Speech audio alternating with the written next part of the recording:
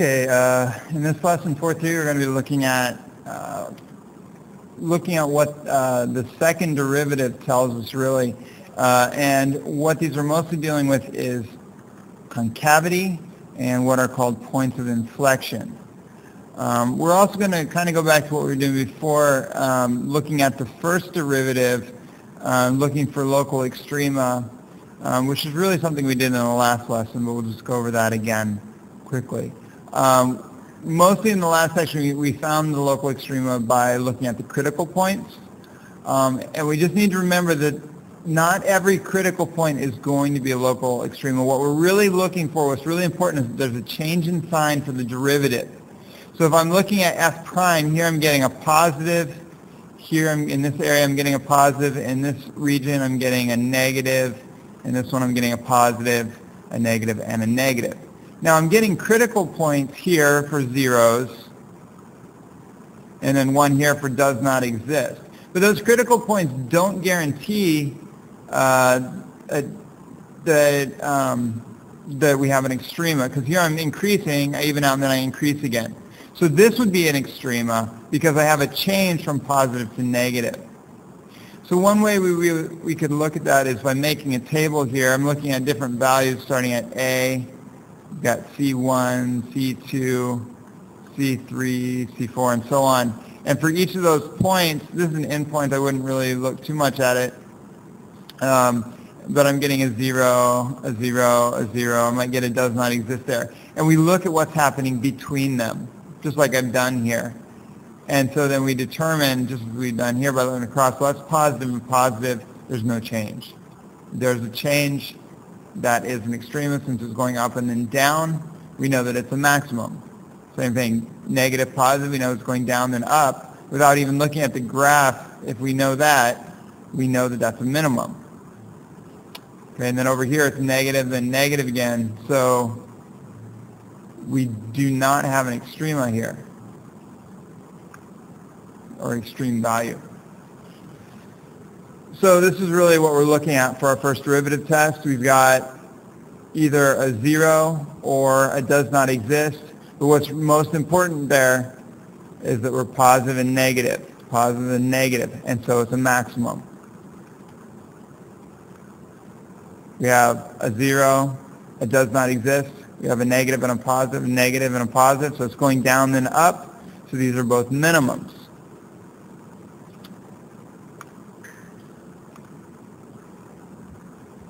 So if it doesn't have a change in sign, like positive, positive, negative, negative, there's no extreme value. If we have an endpoint, though, we could have, since it's all going down, then we know that the starting point is the maximum, and the ending point, like in this one, since it's all going down, the ending point here would be a minimum. Okay, so in this example, we're going to use that first derivative test to find this. So first we want to look at the first derivative, and we set that equal to 0. It's going to give us 4x, don't forget plus or minus 2. So we set up a table. There are x values and f prime. We know these are giving us zeros here. We look at what's happening between them. So if I come back up to my derivative function, that's what we're looking at. If I plug in something between them like 0, that's going to give me a negative number. If I put in something bigger, since it's a squared, or smaller, it's going to be the same on either side. Both those are going to give me positive numbers.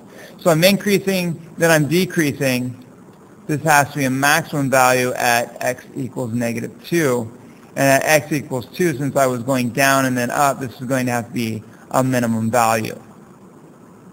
And that's all. We don't need to graph it to find out more information. We didn't have to plug in different numbers in our original one like they asked us to do in the last section. Okay, for the next problem, maybe a little bit more difficult to find the derivative, but just remember this is a product rule problem. So if I want my derivative here, we'll take the derivative of the first part, 2x, times the second one. Then the first part times the derivative of this, e to the x's derivative is just e to the x.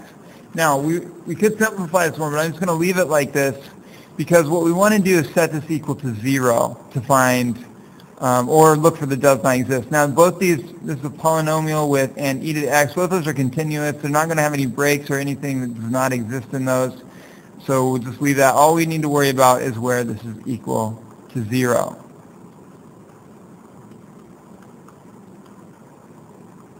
Now, when we do that, remember that e to the x is never going to give us a 0.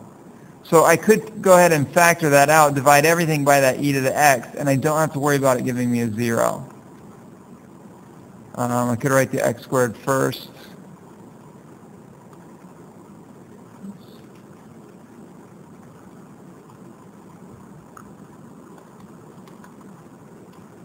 And I can factor that,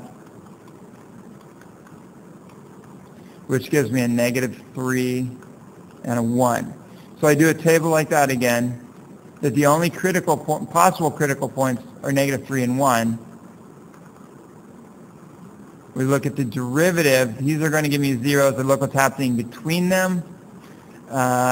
Plugging those in. Again, I could actually just come up to this one. E to the x is always positive, so I could just look at what this is doing.